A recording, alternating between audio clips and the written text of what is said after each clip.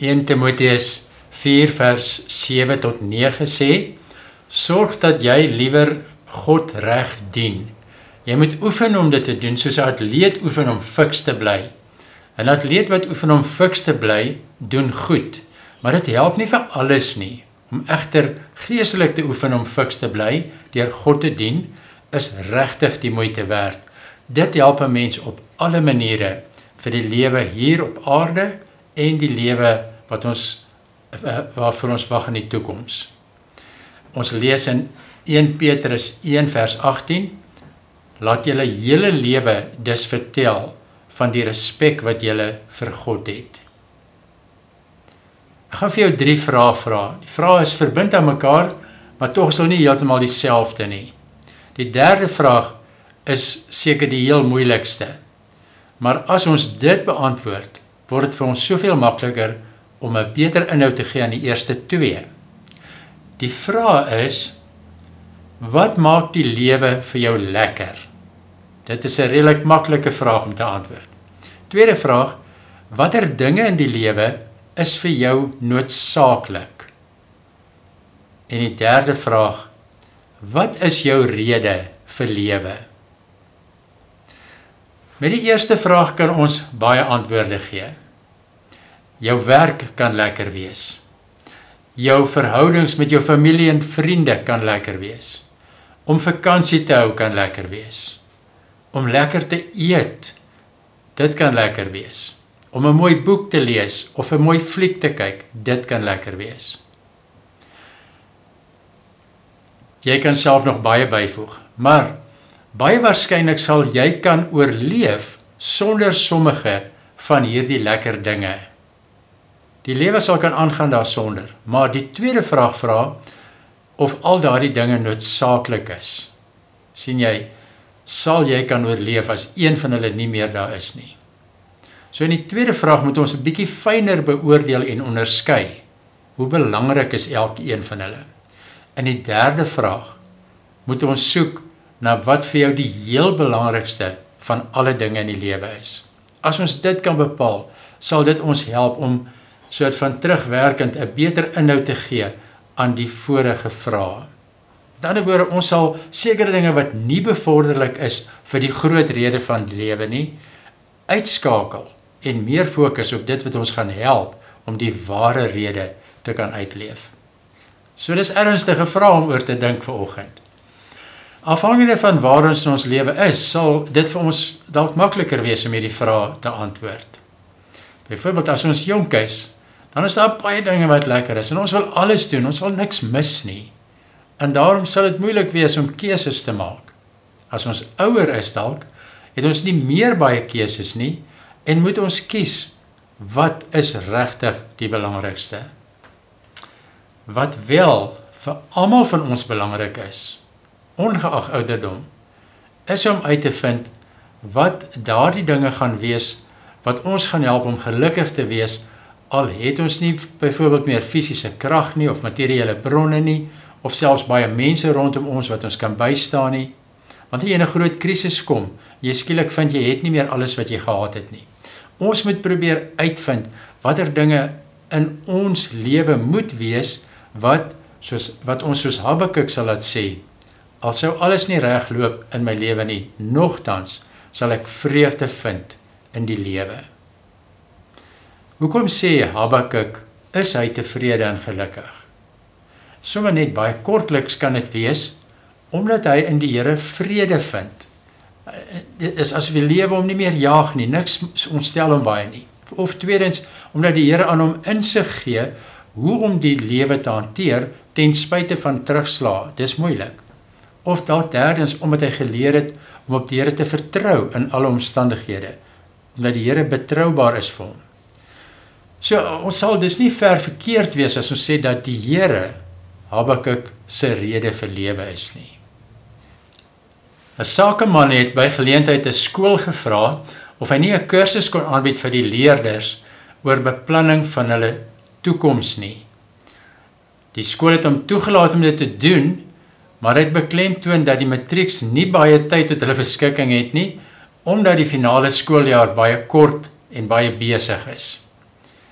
Die sakeman het hulle reggehelp deur te sê, sy plan was nie om die kursus vir die matrieks aan te bied nie, maar vir die graad 8 leerders. Sy rede was, as jy weet wie jy eendag wil wees en wat jy wil bereik, moet jy vroeër, eerder as later, daarvoor begin voorberei. Wanneer iemand in matriek byvoorbeeld kom en dan besef hy of sy wil 'n rekenmeester word, as 'n voorbeeld, maar hulle het nie rekenkunde as vak geneem in graad 8 nie, is dit heeltemal te laat om dit reg te stel. In 'n sekere sin is dit ook van toepassing op ons as gelowiges, vir hoe ons die lewe moet aanpak. Hoe beter ons kan uitklaar wat Christus regtig bedoel as hy sê, by hom is die ware lewe te vind, hoe vinniger kan ons op die regte dinge fokus om daardie lewe, daardie volle lewe te ontdek. Nou tussen 5 Maart op Aswoensdag en 18 April Goeie Vrydag herdenk ons as gelowiges die lyding wat Jesus ervaar het voor en met sy kruisiging. Tradisioneel gebruik Christene wêreldwyd hierdie tyd om na te dink oor die verhouding van God met ons as mense en ons reaksie daarop. Die vraag is, verander dit ons? Leef ons anders as ons dink oor Jesus se lyding vir ons? Baie gelowiges beoefen ook in hierdie tyd spesifieke geestelike dissiplines om ons aan God toe te wy en om opnuut uit te vind of ons binne sy wil lewe. Ons wil uitvind wat ons verhinder om die mens te wees wat God bedoel ons moet wees, of dalk watter nuwe praktyke ons kan inbring in ons lewe en kan beoefen om dit te bereik. En een van die bekendste dissiplines wat gelowiges in hierdie tyd beoefen is om ons opnuut aan God te onderwerp. Onderwerping aan God of submission. Dit beteken eenvoudig dat ons soos Jesus kan sê, Vader, moet nie doen soos ek wil nie, maar soos U wil. In Matteus 26 van vers 36 af lees ons van Jesus wat in Getsemane worstel met wat vir hom voorlê in Jerusalem. Teen hierdie tyd besef hy terdee dat alles wat hy tot op hierdie punt in sy bediening gedoen en gesê het, oorgenoeg rede is vir die Joodse owerhede om hom dood te maak. Hy verwag om in Jerusalem te sterf. Hy moet nou met sy Vader praat.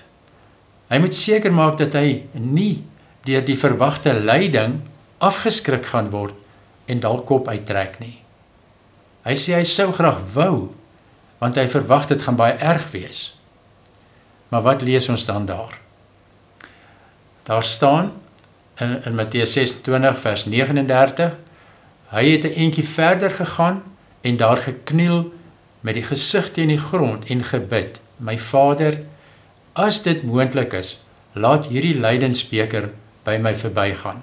Moet nogtans nie doen soos ek wil nie, maar soos U wil. So al is die vooruitsig vir hom hoe sleg, Jesus kan nie sy wil bo die Vader sin stel nie. Jesus kon op verskeie ander kere ook besluit het om sy roeping prys te gee. Hy is versoek reg aan die begin van sy bediening, maar reeds hier kies hy bewustelik om getrou te bly aan wat hy glo sy Vader se wil is. Hy sê hy is nie op die aarde om gewild te wees nie. Hy is nie hier om ryk te wees nie. Hy is nie hier om mag te hê nie. Deurgaans in sy bediening kies hy om die moeiliker pad te loop. Hy doen dinge wat hom ongewild maak by mense wat invloed het. Hy praat teen die gevare van rykdom, eerder as om self te probeer ryk word. Hy kies om magprys te gee, eerder as om dit te kry en te gebruik. Hy kies om gestraf te word, eerder as om self te straf. Hoe kry hy dit reg? Of as ons dit andersom vra, hoekom kry ons dit nie reg nie? Die kort antwoord is dat hy homself ondergeskik stel aan die Vader. Hy onderwerp hom aan die wil van die Vader. Wat ons dan seker moet laat wonder, of ons dit ook doen. Is dit nie dalk die rede waarom ons nie slaag om soos Jesus op te tree nie? Ware Bybelse onderwerping, wat die Bybel regtig daarmee bedoel, is nie net gekoppel aan hiërargie en rolle nie. Dit begin in die middel van die drie-eenheid, waar die Vader en die Seun en die Heilige Gees mekaar almal wederzijds eer en mekaar aan mekaar ondergeskik lewe. Christus se onderwerping aan die Vader het hom nie minder as die Vader gemaak nie. Dit was miskien eerder 'n manier waarop die Seun eer gee aan die Vader. Filippense 2 vers 5 tot 10 beeld die aard van Bybelse onderwerping uitstekend uit. Onderwerping aan God is gewortel in God se goeie en liefdevolle bedoelings vir elkeen van ons. So onderdanigheid is nie iets wat God ons inforceer nie. Dit sou dwang wees, selfs onderdrukking wees. Onderwerping aan God beteken, mense is vry om te kies. Ek en jy is vry om te kies. Onderdanigheid se manier waarop ons toelaat dat God se agenda vir die koninkryk ook ons keuses en ons verhoudings en ons roeping vorm.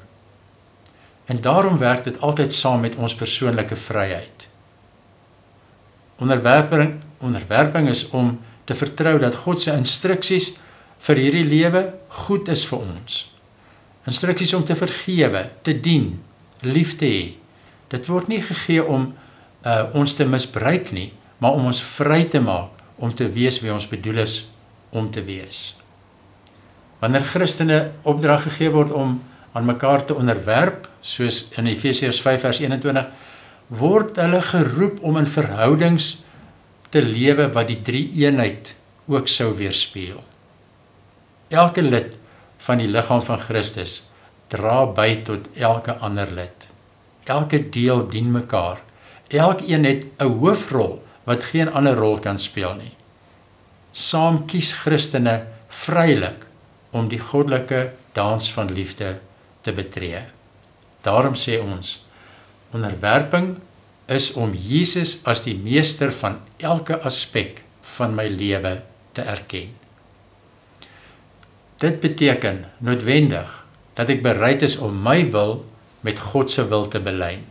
En ek doen dit vrywillig uit liefde en eerbied vir Christus, wat deur sy lewe en sterwe vir my hierin voorgegaan het, 'n voorbeeld gestel het. Lydenstyd is die ideale tyd om te dink aan God se toegewydheid aan my en myne aan hom. Ons in hierdie tyd hoor baie geestelike boodskappe wat die lyding van Christus beklemtoon. Onthou dat sy lyding vir jou was. Hoe reageer jy hierop? Wil jy nie in hierdie tyd diep daaroor nadink nie?